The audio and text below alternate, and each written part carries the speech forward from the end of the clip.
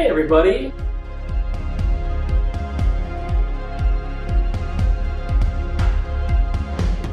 Welcome back. I know it's been a while. Things have been a little crazy as we continue moving into our new apartment and getting things looking more like people live here. But we thought it was a good time to jump back into some questions.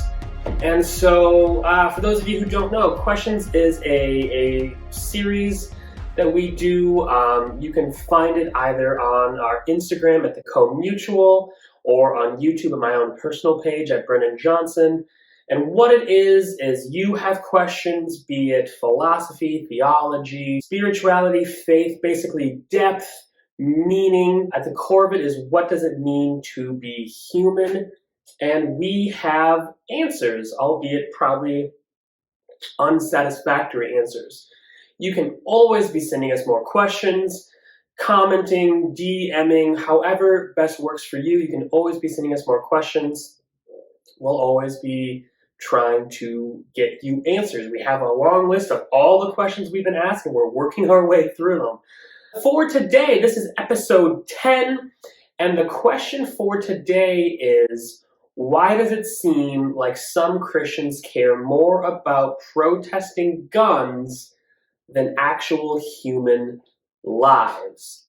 And I do want to make a quick note. I did message the person who asked this question only because I thought I knew what they were trying to get at, but I wanted to be sure. And so I clarified, do you mean, why do people protest owning guns, or why do people protest having gun restrictions? And they said, why do some people care more about gun rights, more about the Second Amendment, more about the right to bear arms than human lives? Why do some Christians care more about the Second Amendment than lives? And so my answer to that, I think it's hard for me to actually quantify or qualify it into Christian terms, because to me, it's a very human thing. Humans suck. Clearly, there is a huge movement in the United States where our nationalism has been wrapped up into our faith, and that includes people's fascination with gun rights and gun laws, and that bleeds into their faith sometimes, just like bad beliefs, bad ideas, bad politics, bad everything can bleed into any religion. I think this isn't necessarily a Christian problem as much as it is a human problem, but to the Christian element, clearly there are problems that are deeper than just the Second Amendment and people's fascination with guns. There's an issue with so much physical human things that go beyond Christian ideals. You know, kind of like what we talked about in the last video when we talked about Black Lives Matter or socialism. There are Christians who think that if you are a socialist, you deserve to go to hell. And there are Christians who think that if you fight for social justice, you deserve to go to hell. And that's really weird. So if you're condemning people to hell, that's not very Christ-like. And where do you get off thinking that? And that's true for so many issues. So many people, we all, really, when it comes down to it, we all love deciding who's in and who's out. And far too often, who's in and who's out comes down to human issues. Well, they're a Democrat. Well, they're a Republican. They marched over the summer after George Floyd was murdered. Well, they didn't march when George Floyd was murdered. They voted for Bernie. They don't wear masks in public. We quantify and we qualify and we separate and we create factions and we create cliques on these human issues. And to that extent, we should seek to be in places where we can feel true to ourselves. And that becomes a problem when we only seek to be in places when we can be ourselves. But we all deserve to have corners of the world where we feel comfortable. Problem I find, and I think this is true for almost all people, is that it has become too easy to stay in our bubbles. And then everything around us becomes echo chambers. And so we think not just that, oh, I have my opinions and other people have their opinions, but we think, well, I have my opinions, and if you don't subscribe to my opinions, you're a horrible human being. Like I've said again, and also in other previous videos, terrible people, and this can fall in wherever you fall on the political spectrum, wherever you fall on the religious spectrum, terrible people can believe in Jesus. Terrible people can call Jesus Lord, God, Savior, what have you. People can be quote unquote Christians and be terrible human beings because this faith is not about how good we are. Love them or hate them, the Apostle Paul, many people hold him up as the greatest Christian leader. And he said that he is the worst of the worst. And there's a lot of different people who would love to say, yeah, Paul was the worst of the worst. But that's how we should see ourselves. Not what I think is right and everyone else better get in line, but that thank God I can still have relationships. Thank God that if there is a divine being, if there is a creator, if there is some sort of higher being, that being wants to be with me simply because I don't have it together. And that can become a dangerous thing when we go so far as, oh, I'm trash, I'm horrible, I'm a garbage human being. There's a subsection of Christianity where it's like, I'm awful and terrible and I'm the worst of the worst. And they get off on being terrible and loving that they're terrible. And I'm not saying that, but what I'm saying is, that feeling you have when you're out with friends, like your closest best friends, and you're having just the most wonderful night, and you think to yourself, like, I am so happy, I am so lucky, I feel so blessed. If you want to use the word blessed, if blessed is a charged word, don't use blessed. But I just like where I am right now, these people that I am with, I am so thankful. We should have that feeling when we are with the Creator. We should go, I am so thankful that you want to be with me, that you are in my life. There's that balance of, because I am just such a mess and everything, but we should all not coming into this place of, well, yeah, of course you're going to love me. Of course you're going to want to be with me because I'm amazing.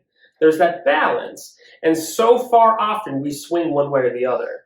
And when we swing to the side of what I think is right, what I am is right, what I am is the best, I'm perfect, everyone should fall behind me because what I think, what I do, what I preach, what I act is perfection, that is, one, I think, borderline sinful. I mean, it's idolatrous. We're putting ourselves in God's place. And so when we get those people who are like, Second Amendment is the most important thing in my life, and I love Jesus, but I'm going to fight for the Second Amendment and my right to bear arms over helping people. And even when we get into the arguments about, again, when we get into the arguments about school shootings and violence and so much stuff that is with gun laws and gun rights and gun safety and all of that, that is so complicated. I can't even begin to touch it in this video here. So I'm not going to talk about the actual politics of the matter, but when we get to people who care about political things or physical things more than spiritual, more than psychological, more than our shared collective psyche of we are all human beings, this is the earth we have, this is the people we have, and we had better treat them all right because we are all equal, we're all creations of the Creator. When we start putting our agenda above other people, we are wrong. No matter what that agenda is, no matter how right we think we are, no matter how right we think the thing we're fighting for is or speaking for is, if the thing itself supersedes caring for other people, it is wrong. So yeah, I don't think I know this might be a messy video, I know this might be a messy answer, but my main thing is, if our beliefs, we hold them as more important than the benefits of the people around us. If my right to bear a gun matters more to me than how my neighbors are doing, how my community is doing, there's something wrong with me. And that can be on the totally the other side of the aisle. It's universal. It's not just something that people who fall to the right or are conservative have to deal with. Everyone has to deal with this, where their beliefs need to not hurt other people. But it feels like right now we have entered a period where for everyone, their political beliefs, their physical beliefs, feels more important than the good of the people around them. That if people around them get hurt because of their beliefs, well, that's just, you got to break a few eggs to make an omelet. And I just don't think that's true. I just don't think that's true. My whole belief system, be it political, be it spiritual, be it theological, be it psychological, is a bottom-up mindset. You start at the bottom and you work higher and higher so that everyone can be with you as you move up. And the problem with that is you usually don't get very far. You usually don't make a big splash. You know who makes it to headlines on either side of the political spectrum are people who piss everyone off on the other side. But if you're really trying to help everyone come to a better place, it's really hard and it's not very gratifying. And you still basically end up pissing off everyone, and slowly you work your way higher and higher.